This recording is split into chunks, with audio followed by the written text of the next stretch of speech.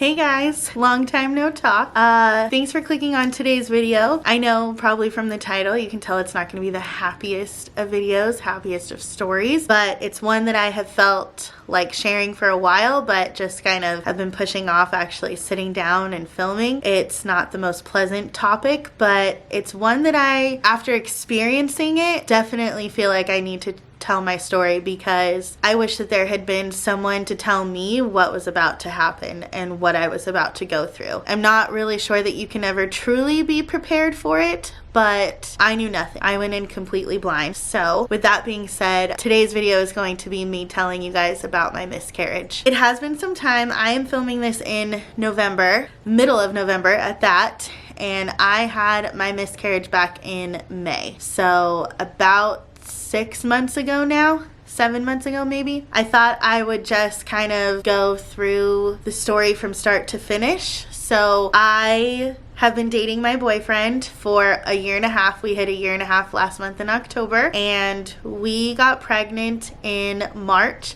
of 2024. We were not trying, but we were also not trying. We were not taking any precautions. We were not using any form of protection. We were not pulling out, and we just kind of knew that that's where we were headed, that it was what we wanted. We had plans to move in together, and we didn't really expect it to happen as quickly as it did. It was literally like he shot, he scored. So like the first or second time, because it was literally, let me think, end of February we went to Universal, and that was like the first time that we had ever not done it safely, and from there on we just didn't do it, and we got pregnant in March. So sometime between end of February and middle of March, I guess, is where we got pregnant. And we actually found out on Easter. It was really fun. I had zero symptoms other than sort of tender boobs. I don't have a lot of feeling in them anyway. They're kind of big. And so for me, it wasn't like they hurt. It was just more like I could feel them more than normal. So that's why I say kind of tender, but that was my only symptom. I am pretty regular on my period. I would say once or twice a year. It goes a little wonky, and like it'll be late, like really late. There was a time a year ago, back in like 2023, where I was like 9 days late or something. And so it wasn't that weird, but I think by the time we took the test, I was like 4 or 5 days late. And it was Easter Sunday. We were about to go to church with his family, and he was really anxious to know. He was like, just take the test. And I was like, no, like we should wait. There's no need. And I won't lie to you, I really didn't think I was pregnant. I have always kind of had this suspicion that it wasn't possible for me to get pregnant. I won't get into like the nitty-gritty details, but let's just say like 20 to 25, Ashley was out there doing things that she should not have been doing with people she shouldn't have been doing them with, and she was taking no precautions. She was just living life. Now granted, no one ever did the like, I don't know how to say this on the internet without sharing too much. I can't, it's not important, okay? Just know that I wasn't being the smartest. I wasn't making the greatest decisions. And so because of that, I was like, I don't even know if I can get pregnant. Like, how have I been doing this all these years and never gotten pregnant? You know what I mean? And again, like, there's a certain thing you have to do when you're doing it in order to get pregnant. And I never did the certain thing, but I was doing the other thing. I don't know if that makes sense, but it doesn't really need to. It's not the point. But so when we took the test, I was like, it's gonna be negative. You know, like I had no clue. I thought Chris and I were gonna be that couple that had to go and get help, like fertility wise, you know, like an IUI or an IVF. I thought we were gonna have to go that route for sureties. Wasn't. Looked down at the test, and there it was, pregnant. And I was just like, oh my gosh, this is incredible. My boyfriend was out here eating eggs, so I did look at it without him. We didn't take it together, only one of us pees on it, but he was in there when I peed on it in the room. And then anyway, so he was out here eating eggs, and I texted him like, it's ready. You know, I didn't tell him I looked at it. I just knew it had been enough time to where we could go look at it, but I already had, because I was just thinking it was gonna be a no. And so, or like not pregnant. And so, but we were ecstatic. Like he went into panic mode. I won't lie to you. He was like, oh my gosh, we have to have our roommates like get out. We have to give them enough amount of time. Like when is it safe to tell them so we can tell them to get out? Cause we need their room for a baby nursery. Like how you don't have insurance. Like what are we gonna do? And I was just like, we're having a baby. This is so great. So we were on two different ends there, but eventually he did get into like the excitement part of it, which was awesome. But that night, I think we went over to his sister's house and told her that we were pregnant because she had had two babies, and we each chose a person to confide in like early on. I chose my best friend Jenna, he chose his sister, and so that was just us telling her that we were pregnant, and like, what do we do from here? Like, what's the first step? Neither of us have ever done this before. And so yeah, that was basically like the beginning. I found out very early on, like 3-4 weeks. So I was very hopeful that like, or maybe not hopeful, because I didn't really even think that I would have a miscarriage. It just wasn't something that crossed my mind. Obviously I knew people had them, but I never really thought about why or how often or how common they are. I just was like, well, we're 3 weeks. Like, I can already start doing stuff to make sure like the baby's okay and safe and provided for and healthy, and didn't matter. But that was my thought process at the time, never having been through this. And so I didn't have any symptoms until week 5, and then I had really bad nausea. It was definitely not morning sickness. I never threw up, but I was nauseous from dawn till dusk for 4 days straight in that 5th week. And it was horrible and hard, and I was miserable, and I was just like, I don't know if I can do this for 9 months. Oh my gosh, what's gonna happen? I can't throw up. And it was terrible. It was so bad. It made me think that I was gonna be like one and done. I was like, I don't know if I could ever do this again. And then luckily after those 4 days, it was fine. I didn't have any other symptoms, and his sister had told us that they can't detect a heartbeat until like week 7 or 8, I think. And so at the time I didn't have insurance. I do now, but at the time I didn't have insurance. And so we found a little like ultrasound place because we really just needed to see if it was like a viable pregnancy. And so we went in at 7 weeks and 6 days and did a heartbeat check. And there was one, and we got to hear our little baby's heartbeat, and it was beautiful. And the guy was like, good news, like, baby's in there. It's not an ectopic pregnancy. He did say that he saw a cyst on, I think, my left ovary. And so he was like, you probably got pregnant on your right. So once you have the baby, you should get that like looked at and checked out. And so that is something. But other than that, he was like, congratulations. Like, that's all there was to it. Now, I will say this was in March.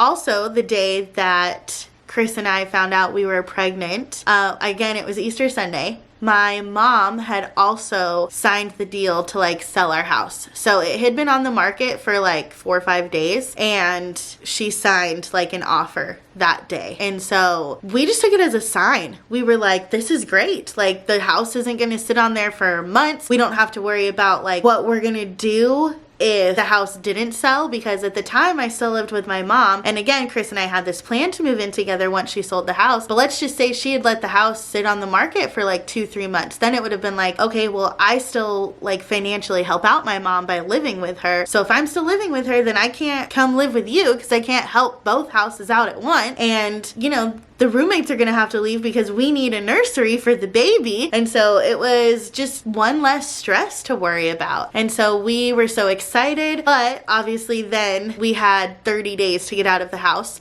So we had till Cinco de Mayo. We had till May 5th. They gave us like an extra week. So those next 5 weeks were spent moving. I slowly but surely brought my stuff over to Chris's house every weekend that I spent here, and we got ready.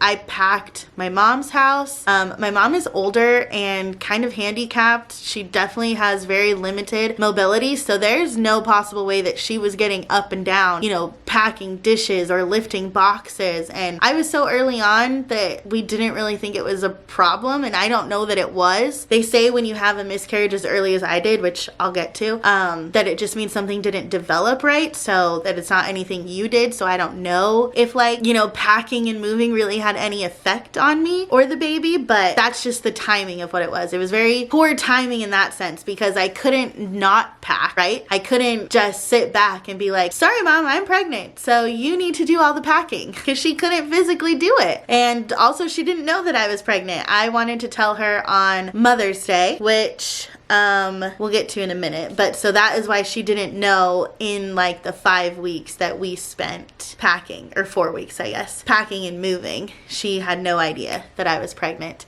But then, like I said, we got to hear the heartbeat on week 7, day 6 is when we heard our heartbeat. I didn't really have any other symptoms. I remember being tired and asking my best friend Jenna, like, why am I so tired? And she was like, that's just how the first trimester goes. Like, you are just beyond exhausted.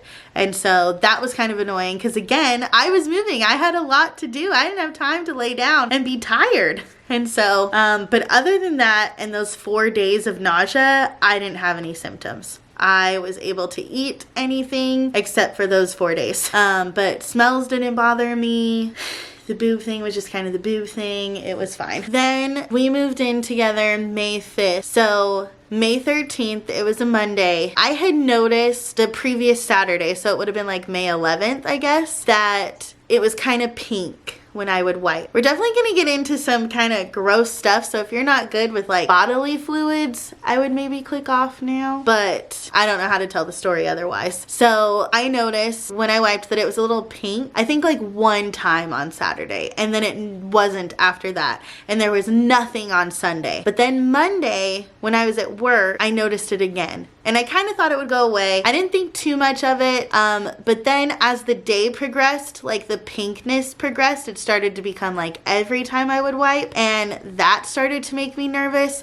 I knew that spotting in the beginning was pretty natural, and so it wasn't making it to my underwear. It was only when I would wipe. I couldn't like feel it or anything, but it wasn't brown. It was pretty bright pink, and then it eventually got to like bright red. And so we went to another ultrasound place just to get like a heartbeat check, and the lady had the unfortunate job of telling us that she couldn't detect a heartbeat and that our baby should be a lot bigger for like 10 weeks than it already was. She was like, it looks like the baby stopped growing around 8 weeks and 2 days, which literally is like 3 days after we heard the heartbeat for the first time. And it also means that I carried the baby for 2 weeks before my body started to show symptoms, which is so crazy to me. Like, you wouldn't think that it would take 2 weeks, right? Like, you think it would be instantaneous. But either way, that's what happened. So again, they say when it happens that early on, like in those first few weeks, that it's not anything that the mom did. So everyone was really trying to be like, it's not your fault, you did nothing wrong, which I luckily did not have any of those thoughts. I wasn't sitting there like, I killed my baby, but it was just still sad. You know, we were so excited to like be parents and to get our life started together. We had just moved in together, and we had planned when we were going to tell his parents. And oh, I forgot to mention, so May 11th was Saturday, May 12th was Mother's Day. So I told my mom that I was pregnant. She took it terribly, and she definitely ruined it, and it was horrible. But we eventually got there to a better spot by the time I like left. And then the next day I found out that I lost the baby, and so I felt kind of stupid. I was like, well, I went through that whole fight with her for nothing. But at the same time, there's no way I would have been able to hide that I was having a miscarriage. Like, I would have had to tell her. And so I was kind of glad she knew, because then I was able to call her after and be like, well, good news for you, we lost the baby. You don't have to be mad anymore. But we're fine now. My mom and I have a very interesting relationship that is not even the point of this video, so I'm not gonna get into it, but we're fine. She loves me, she loves Chris, it's fine. But so the lady tells me, she was like, your body should kind of do what it needs to do. It's gonna hurt worse than a period. You don't need to go to the hospital or the doctors or anything unless you are like soaking through a pad every 20 to 30 minutes. But otherwise, like, just let your body take care of it. And that was it. And this is the biggest reason why I wanted to make this video. Like, 10% of it is because I'm just a natural sharer. I'm not someone who keeps a lot of secrets. I like talking about myself. It's why I have a YouTube channel. And so I knew I needed to tell this story, but 90% of it is because what I went through was the most horrifically painful, traumatizing thing I've ever experienced, and nobody prepared me for it. And on one hand, I get it, right? Like, it's not a pleasant topic. Who wants to sit and discuss it? Like, no, nobody wants to talk about those things. It's not fun. And so I understand in that sense, but it is such a horrible thing to go through. And when you go into it completely blind, it's even scarier. And so I just wish that I had been prepared for it. And maybe people don't talk about it because like pregnancy, like a viable pregnancy. Everybody's different and everyone experiences things really differently, but this is my experience, and in case there's some girl or woman out there going through this and they don't know what's about to happen, like, I'm gonna tell you what happened to me. So that way, if it happens to you, you're at least prepared. So this was a Monday that we found out, right? So it's such interesting timing for everything.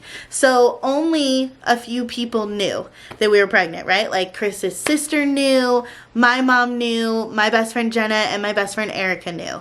And like, that's it. And so then we had to kind of figure out what we were gonna do. Like, were we gonna tell his parents? Were we gonna tell other people? And the only reason it was such like a pertinent decision that we had to make was because, like I said, this was a Monday. That Friday, we were supposed to go on a family vacation with his parents and all his siblings up to Big Bear. And so then it was like, okay, do we tell them? What, like, the miscarriage hasn't even officially happened yet. Like, it's still inside, the baby is still inside me. My body has not gotten rid of it yet. What if it happens on the drive up there? What if it happens while we're there? What are we gonna do? And so ultimately, like, obviously we told his sister. She already knew. She knew when we were headed, like, to the place that we were going to do a heartbeat check. So we just ended up telling her that there was no heartbeat. And so she was really sweet and like sent us milkshakes, I think, and tried to be really there and supportive for us. And we just kind of took the night to ourselves. We didn't obviously like do it that night, but we just cried a lot, held each other a lot, talked a lot, and just were there for each other. And it's times like that that I'm so thankful that I have him. Like, he's just the most amazing man. And Tuesday, I went, I don't think, that was a Monday. I didn't go to work on Tuesday. I don't remember why. It had not started yet. I think I just was like mentally not okay. Like, I knew that I would not be able to like walk in there and do my job. And Wednesday came and went, and then that was the night that we decided to tell his parents, because it still hadn't happened and we knew we were supposed to leave Friday. And so we were like, in case something happens, like while we're up there, they need to know. And so we went over to his parents' house, and Chris was like, we have to talk to you guys about something. And they started like making jokes with us, being like, you know, did you get fired? Are you guys moving? And then his mom made the joke, like, were there 2 lines on the test? And Chris and I both at the same time were just like, there was. And they hugged us, and you know, they were sorry, and it was a sad moment that I hope we never have to relive. And yeah, so they knew. And then we went home, and about 1 a.m., so it would have been technically Thursday at that point. Thursday at 1 a.m., I start to feel like a kind of pain, like a cramp, I guess, to the point that it woke me up. And I kind of felt like I needed to go to the bathroom. And so I go to the bathroom, I pee, but I don't do anything else. And so the feeling doesn't go away, but I'm like, okay, well, nothing's happening. So I'm just kind of thinking like I'm constipated, you know, like maybe I ate something or haven't digested something fully. And so I go back and lay down. About 3:30, the pain wakes me up again. The pain is kind of like a cramp in my stomach, but also like a really intense pressure in my lower back, which is what kind of made me feel like I needed to go to the bathroom. And so I go, and still like nothing's happening. And so I'm like, there's not like a lot of blood, but there's blood kind of when I wipe. Again, it's not really making it to my underwear at this point, but I don't know what to do. So I probably sit there like a good 20 minutes maybe. So by the time I go back to the bed, it's around like 4 o'clock maybe. And then I just kind of lay there, and I'm in pain, and I'm like, what is this? Like, why does it hurt so bad? Like, I probably should have known, and maybe I did, that it was the miscarriage, but I just like didn't expect the pain to be in my back and to make it seem like I needed to go to the bathroom. I thought there would be a lot more pain like in my stomach, and it would be like me hunching over holding my belly kind of thing, and it wasn't. It was just like this intense pressure inside my back, like pushing down on me, and I didn't really know like what position to lay in, what would help it. And I laid there for a little while, and I think I got up and tried again. Nothing happened. I don't remember the exact times of these, but then I remember I tried again, nothing happened. I went and laid back down, and it was like I laid back down for maybe 2 or 3 minutes, and then the pain hit my stomach. And I just remember, like, how would I describe it? It wasn't like a cramp, and it wasn't necessarily like knives. Maybe something like scraping against me inside me, and I like sat up, and I just remember being like, oh my God, and I ran to the bathroom because I felt it like coming out. And so I ran to the bathroom. Chris follows me, and I like sit on the toilet, and you just hear this huge like plop, and I don't know what it was. Odds are it was probably the baby, or like whatever it is at that point at 8 weeks and 2 days. I don't know what it looked like. I don't know if it comes in like a bubble. I don't know if it looks like a blood clot. I have no idea, because Chris just looks at me and he goes, do not look at it, just flush the toilet. And so I flushed the toilet, and that was that. Well, I wish that was that. The pain did not go away. I have heard some girls, when it happens, that there's no more pain for them. God bless them, because I was not the same. The pain continued, and blood was just not gushing out of me, because it wasn't like an unsafe amount, but it was like I kept trying to wipe because I didn't want to go and lay down until there was like no more blood, because I just had no idea. I had no clue how long this was supposed to last. I had no clue like what to do. And I'm in so much pain. And I just remember like crying and begging Chris, like, please, I'll do anything. I just want to get up. I don't want to be on this toilet anymore. Cause if you ever sat on a toilet for 45 minutes, it's really fracking uncomfortable. And so I was just like, get me off of this thing. But there was, to me, so much blood to where I couldn't. And I don't think I had any pads yet, or maybe I did and I just wasn't like coherent enough to think like, you know, like you can put a pad on and go lay down and it'll be like a period. I don't know, but either way, it finally started to lighten like 45 minutes to where I felt okay enough to like go and lay down. But even before that, at some point in it, I can't swallow a pill. I'm just gonna put it out there. I can't. I wish I could, but I can't. So Chris was so like just distraught about me being in so much pain that he went and like crushed up an ibuprofen for me and like had it in his hand, and he was like, okay, what are we gonna, like thinking like, how am I gonna get this down her? And I was in so much pain that I just like licked it right out of his hand, and then he like shoved the water in me and he was like, drink it, and which really helped, because obviously it was just like dry powder in my mouth. And yeah, got that down, and the pain meds helped instantly. I felt like I could get up, like the pressure in my back finally went away, and I was able to go lay down. And then I ended up calling out of work, so I called out that week, Tuesday and Thursday. And I'm really not that kind of employee, so I like put in my call out email like, I know that you guys have no clue what's going on, and like I promise to tell you eventually, but like just know I'm not okay. And I think from there I just spent the day like in bed. I remember we watched a lot of Disney movies. And I think I watched Bridgerton, like just something, you know, happy. And I had like a heating pad, and I was able to wear a pad, I think. And I don't think anything of significance happened for the rest of the day. So I think the miscarriage took from like quote unquote start to finish, like where my body started to get rid of it, from like 1 a.m. when I first woke up with the pain to like 5:30 a.m. I think is how long it took my body to expose of it.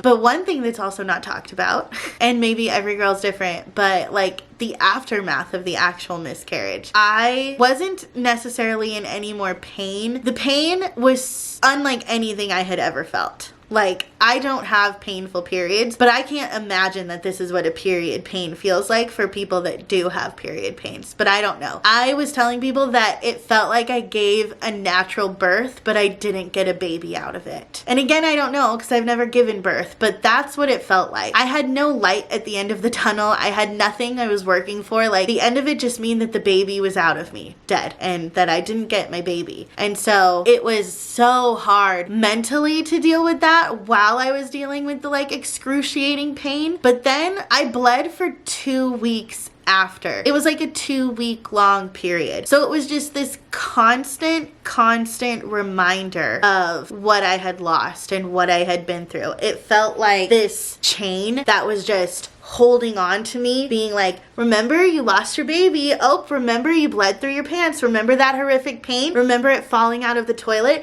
Remember waking up. Remember not being able to go to the bathroom. Remember crying hysterically. Remember being so scared because you don't know what's happening. Remember not knowing if you should go to the doctor or not. Like, that's what it felt like for 2 solid weeks. And I can't even tell you which was harder. I cannot tell you if those 4.5 hours of like on and off the toilet dealing with the pain, waiting for my body body to do what it needed to do because it was so painful. I can't even tell you if that was worse than the mental pain that I went through for the next 2 weeks. And it was just horrible. It was, and again, like, not everyone knew. So it's like, I'm trying to hide it and like be normal around people that like I work with and everything. And just no one knows what I'm going through. And it was so incredibly difficult and so incredibly hard to deal with, like, to mourn this loss, but act like everything was okay. And I don't know if I was just like really ignorant before, but like, I have heard people say things like, oh, I've had 4 miscarriages before, or I've had 3, or I miscarried my baby and then we got pregnant. Like, I had no idea what a miscarriage entailed. Like, this was from the title. Like, you read the title. That's what it was.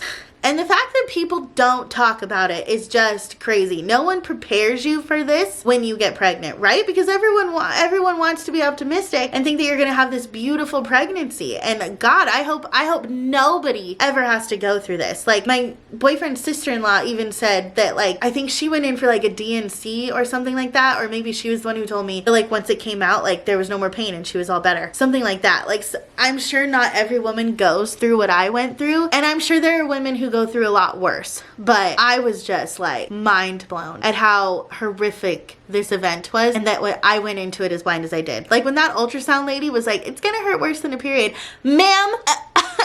That is not how we should be describing these. And maybe she just didn't want to scare me. I don't know. But like, there should have been some warning. She should have been like, have some pain meds on hand. Maybe have a heating pad. Like, this is what's going to happen. You're going to feel a pressure. And then like, you just have to wait for it to come out of you. And then once it comes out of you, like, put your pad on and go lay down. Like, you know what I mean? Like, there should have been more preparation. Now, granted, she's not a doctor. I am not in any way, shape, or form blaming her. But like, someone somewhere should have said something. I remember sex ed. I remember health class. All they talk about is how to not make the baby and how you accidentally make a baby and what your options are if you're keeping the baby. You know, are you keeping it or adoption or abortion? Like, they only talk about those. No one talks about like, hey, also, if you get pregnant, there's this thing called a miscarriage and this is what it's like. And I just wish someone had. I just wish that I had been. And again, not that anyone can really prepare you. Like, I can sit here and tell you that it felt like giving a natural birth, what I assume it feels like to give a natural birth but not get a baby out of it. But I really don't know because I've never given birth. So that led us into like Thursday morning, 6:30. We both called out of work. And then we already had Friday off because we were going to Big Bear. I still went to Big Bear. I had never been before. I thought the worst of it was over. I didn't know I was going to bleed for 2 weeks.